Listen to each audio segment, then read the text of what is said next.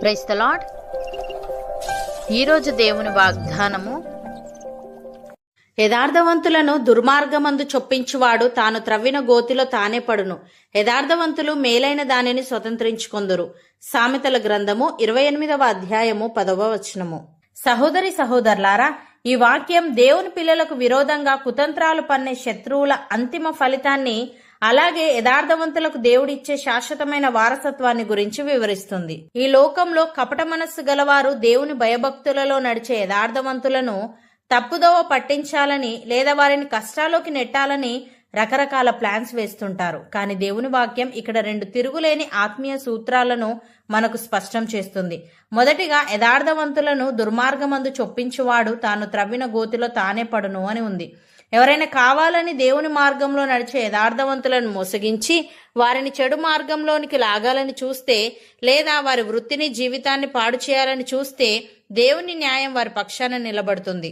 యథార్థవంతుడికి హాని చేయాలనుకున్నవాడు తాను త్రవ్విన గోతిలో తానే పడతాడు. ఉదాహరణకు, హామాను యథార్థవంతుడైన మొర్దెకై తనకు వంగి నమస్కరించలేదనే కోపంతో అతనిని చంపాలని ప్లాన్ చేశాడు. అందుకోసం 50 మూరల ఎత్తున ఒక పెద్ద ఉరికొయ్యను ప్రత్యేకంగా తయారు చేయించాడు. చివరికి దేవుడు పరిస్థితులను తలక్రిందులు చేశాడు. మొర్దెకై ప్రాణాన్ని రక్షించడమే కాకుండా హామాను కుట్రలన్నీ రాజుకు తెలిసేలా చేశాడు. ఫలితం, మొర్దెకైని ఉరితీయడానికి హామాను ఏ స్తంభాన్నైతే సిద్ధం చేశాడో అదే స్తంభంపై హామానును రాజు ఉరితీయించాడు.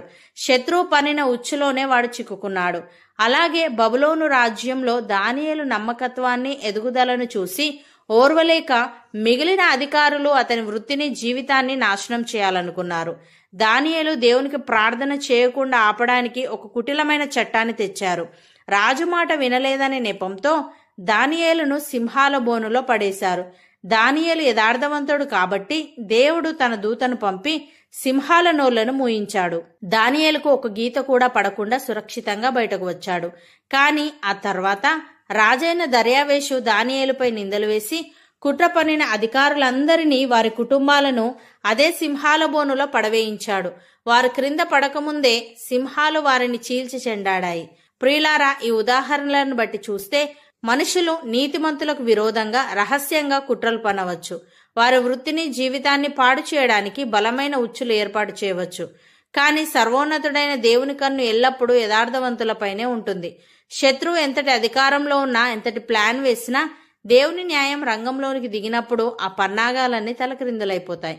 మొర్దెకై కోసం హామాను నిలబెట్టిన ఉరికొయ్యే హామాను పతనానికి కారణమైంది. చివరికి వారి ప్రాణాలను తీసింది. దీన్ని బట్టి దేవుని వాక్యం సెలవిచ్చే సత్యం మరోసారి నిరూపించబడుతుంది. నీతిమంతుడికి విరోధంగా రూపించబడిన ఏ ఆయుధము వర్ధిల్లదు. లోకంలో మోసాలు, కుతంత్రాలు మనల్ని చుట్టుముట్టినా మనం యథార్థతను విడిచిపెట్టకుండా దేవుని మార్గంలో సాగిపోతే మన పక్షాన పోరాడే దేవుడు మన శత్రువుల కళ్ళ ముందే మనల్ని తలగా ఉంచుతాడు. రెండవదిగా, యథార్థవంతులు మేలైన దానిని స్వతంత్రించుకొందురు అని ఉంది. శత్రువులు ఎన్ని ఆటంకాలు సృష్టించినా యథార్థతను విడువని వ్యక్తుల కోసం దేవుడు ఒక శ్రేష్టమైన ముగింపును సిద్ధం చేశాడు. వారు లోకపు నష్టాలను అధిగమించి దేవుడు వారి కొరకు దాచి ఉంచిన సమస్త మేలైన దానిని స్వతంత్రించుకుంటారు. దేవుడిచ్చే ఆశీర్వాదాన్ని ఎవరూ దొంగిలించలేరు. యథార్థవంతుల చేతి పనులను, వారి భవిష్యత్తును ఆయన పరలోకపు మేలులతో నింపుతాడు. ఉదాహరణకు, శత్రువుల ఆటంకాలను దాటుకొని దేవుడు దాచిన శ్రేష్టమైన మేలును స్వతంత్రించుకోవడానికి యోసేపు జీవితం ఒక గొప్ప ఉదాహరణ. యోసేపు సొంత అన్నలే అతనిపై అసూయపడి గుంటలో పడేశారు. ఆ తర్వాత దాసుడిగా అమ్మేశారు. పోతిఫర్ ఇంట్లో యథార్థంగా పనిచేస్తున్నా అక్కడ కూడా అపనింద మోపి అతని జీవితాన్ని నాశనం చేయడానికి జైల్లో పెట్టించారు. ఒకదాని తర్వాత ఒకటి శత్రువులు అతని భవిష్యత్తును పూర్తిగా చీకటిమయం చేయాలని చూశారు. కానీ యోసేపు ఏ పరిస్థితుల్లోనూ దేవునికి విరోధంగా పాపం చేయకుండా తన నమ్మకత్వాన్ని, యథార్థతను కాపాడుకున్నాడు. దేవుడు యోసేపుకు ఇచ్చిన ఆశీర్వాదాన్ని ఏ శత్రువు దొంగలించలేకపోయాడు. చివరికి జైలు నుండి నేరుగా ఐగుప్తు దేశానికే ప్రధానమంత్రిగా దేవుడు అతన్ని హెచ్చించాడు. కరువు కాలంలో తన కుటుంబాన్ని, దేశాన్ని పోషించే అంతటి శ్రేష్టమైన ముగింపును, ఐగుప్తు యొక్క సమస్త మేలును యోసేపు స్వతంత్రించుకున్నాడు. అలాగే ఒక్క రోజులోని సమస్తాన్ని కోల్పోయి తీవ్రమైన నష్టాల్లో ఉన్న యథార్థతను విడువని వ్యక్తి యోబు.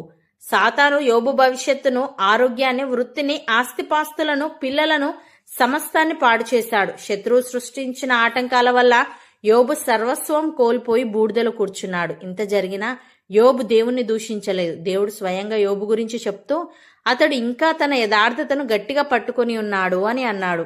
దేవుడు యోబు కోసం ఒక అద్భుతమైన శ్రేష్టమైన ముగింపును సిద్ధం చేశాడు.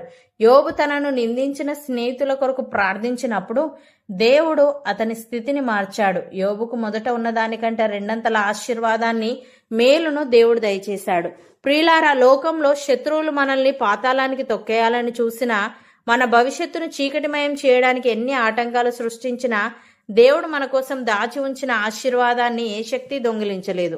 మనుషులు తాత్కాలికంగా మనకు నష్టాన్ని కలిగించవచ్చు, కానీ మన యథార్థతను మనం కాపాడుకుంటే ఆ నష్టాలన్నింటినీ దేవుడు మన మేలు కొరకే ఉపయోగిస్తాడు. మన వృత్తిలో గాని, జీవితంలో గాని పరిస్థితులు ఎంత కఠినంగా మారినా, శత్రువులు ఎంతగా వేధించినా మనం అధైర్యపడవలసిన అవసరం లేదు. విశ్వాసంతో, యథార్థతతో దేవుని వైపు చూస్తూ సాగిపోతే లోకపు నష్టాలన్నింటినీ దాటించి ఆయన తన పరలోకపు శ్రేష్టమైన మేలులతో మన భవిష్యత్తును నింపడం ఖాయం. యథార్థవంతుడి ముగింపు ఎల్లప్పుడూ ఆశీర్వాదకరంగానే ఉంటుంది. సహోదరి సహోదరులారా, ఈ రోజు దేవుని వాగ్దానం మనకిచ్చే నిశ్చయిత ఇదే. లోకం మనకు విరోధంగా ఎన్ని వ్యూహాలు రచించినా, మనల్ని వెనక్కు లాగాలని చూసినా, మన యథార్థతే మనకు రక్ష. శత్రువుల కుతంత్రాలు దేవుని న్యాయం ముందు నిలవలేవు. వారు మన కోసం త్రవ్విన గోతిలోనే వారు పడడం తథ్యం అని హామాను, దానియేలు అధికారుల జీవితాలు మనకు సాక్ష్యమిస్తున్నాయి. అదే సమయంలో శత్రువు కలిగించే తాత్కాలిక నష్టాలు దేవుడు మనకి ఇచ్చే శాశ్వతమైన వారసత్వాన్ని ఆపలేవు. యోసేపు, యోబుల వలె మనం శోధనలలోనూ మన నమ్మకత్వాన్ని, యథార్థతను గట్టిగా పట్టుకుంటే దేవుడు మన భవిష్యత్తును ఐగుప్తు అంతటి శ్రేష్టమైన అధికారంతో కోల్పోయిన వాటన్నింటికీ రెండంతల పరలోకపు మేలులతో నింపడం ఖాయం. కనుక మన వృత్తిలో, కుటుంబ జీవితంలో ఎదురయ్యే ఆటంకాలకు భయపడక, కపటం లేని మనస్సుతో దేవుని మార్గంలో స్థిరంగా సాగిపోదాం. అవును అన్నవారు నాతో పాటు ప్రార్థనలో ఏకీభవించండి. పరిశుద్ధుడా, ప్రేమగల తండ్రి, యథార్థవంతులను దుర్మార్గమందు చొప్పించువాడు తాను త్రవ్విన గోతిలో తానే పడునని, యథార్థవంతులు మేలైన దానిని స్వతంత్రించుకుందురని, ఎవరైనా వారిని చెడు మార్గంలోనికి లాగాలని చూస్తే నీ న్యాయం యథార్థవంతుల పక్షాన నిలబడుతుందని నీవు సెలవిచ్చావు.